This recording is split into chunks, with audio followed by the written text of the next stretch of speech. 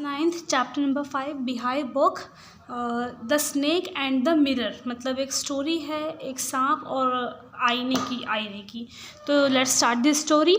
This is a story about a homeopathic doctor during her early career days.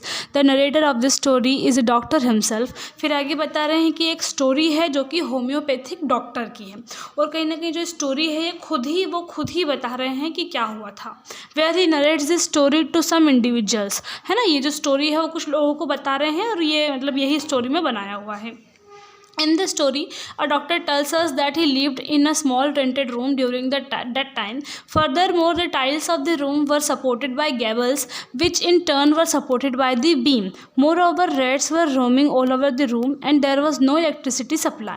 है ना। तो doctor हैं वो बता रहे हैं कि कहानी की शुरुआत कुछ ऐसी होती है कि जब मैं होम्योपैथिक डॉक्टर था, मतलब अभी भी हैं वो, लेकिन जो अर्ली एज थी उनकी, मतलब शुरुआती दिनों में जब वो रहते थे तो वो एक छोटे से रूम में रहते थे, छोटे से कमरे में रहते थे, है ना। और उनकी जो दीवार थी उन पर टाइल्स लगी हुई थी। टाइल्स किस पे सपोर्टेड थी? गैम्बल पे। गैम्बल मतलब बाहरी, देखिए बाहरी जो एरिया है हाउस का वो इस वाले एरिया को, मतलब ये रूफ से लेकर के जो मेन रूफ है उस वाले इतने एरिया को गैम्बल बोलते हैं। तो कहीं ना कहीं वहाँ पे अटैच थी और वो एक बीम से सपोर्टेड था, मतलब वही एक खंबा सा बना हुआ था, उस पर सपोर्टेड था मेरा घर। और वहाँ पे मेरे पूरे घर में सिर्फ और सिर्फ चूहे इधर उधर दौड़ा करते थे और वहाँ पे इलेक्ट्रिसिटी मतलब बिजली भी नहीं हुआ करती थी। Hence the room was in dire state. In the doctor story it was the summer season going on and it was night, है ना। फिर जो डॉक्टर है वो अपनी एक बार की घटना के बारे में स्टोरी में बताते हैं कि समर का सीज़न था, मतलब गर्मी का मौसम था और नाइट थी, मतलब वही रात का समय था। The doctor came back to his room after finishing his meal at a restaurant. और जो डॉक्टर हैं वो क्या है, अपना खाना वगैरह खा के रेस्टोरेंट में अपना खाना खाकर अपने रूम में वापस लौटे थे। The room was certainly dark due to lack of electricity. और उनके रूम में बिजली नहीं थी, इसीलिए उनका रूम क्या था, डार्क था, मतलब अंधेरा था उनके रूम में। As such the doctor made use of kerosene lamp to lighten up his room. और वो किसका उपयोग क्या करते थे? कैरोसिन लैम्प, मतलब वो दिए, जो कैरोसिन से दिया सलाई जिसको हम बोलते हैं, है ना, उसका उपयोग क्या करते थे वो लाइट के लिए। The doctor also took off his coat and shirt. There were 2 windows in the room that were opened by him. ठीक है। फिर आगे बता रहे हैं कि जो डॉक्टर थे वही खाना वाना खा के जब वो घर पे आए तब उन्होंने वही दिया सलाई जलाई और उन्होंने तब क्या किया, अपना जो कोट है वो भी क्या कर दिया, निकाल दिया। और उस रूम में 2 खिड़कियाँ थी, वो 2 खिड़कियाँ भी उन्होंने क्या करी, खोल दी। फिर आगे बता रहे थे क्यों, क्योंकि गर्मी का मौसम था तो गर्मी हो रही थी, इसलिए उन्होंने क्या किया, कोट निकाल दिया, 2 खिड़कियाँ खोल दी।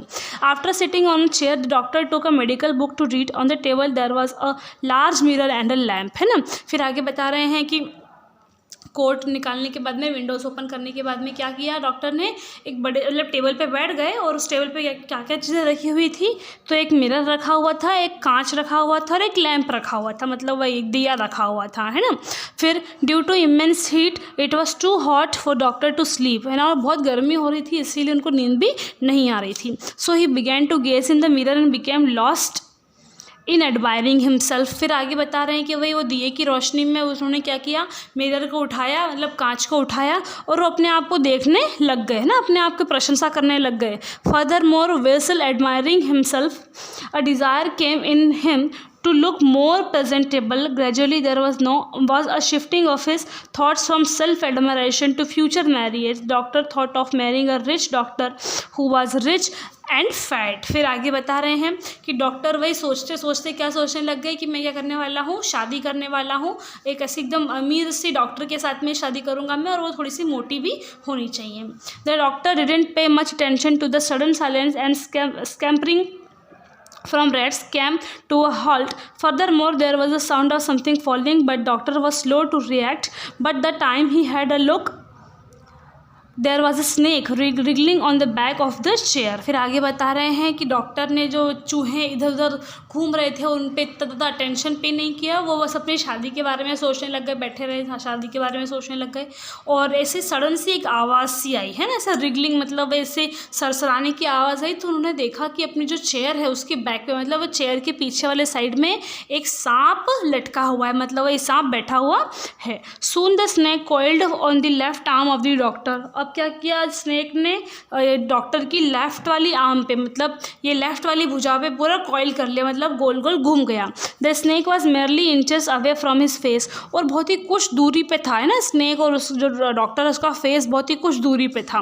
फिर आगे बता रहे हैं, consequently the doctor went into a deep shock and became like a statue, और जो डॉक्टर है वो क्या हो गया है, डीप स्टैचू में, सॉरी डीप शॉक में चला गया है और एक मतलब मूर्ति बन कर के बैठ गया है।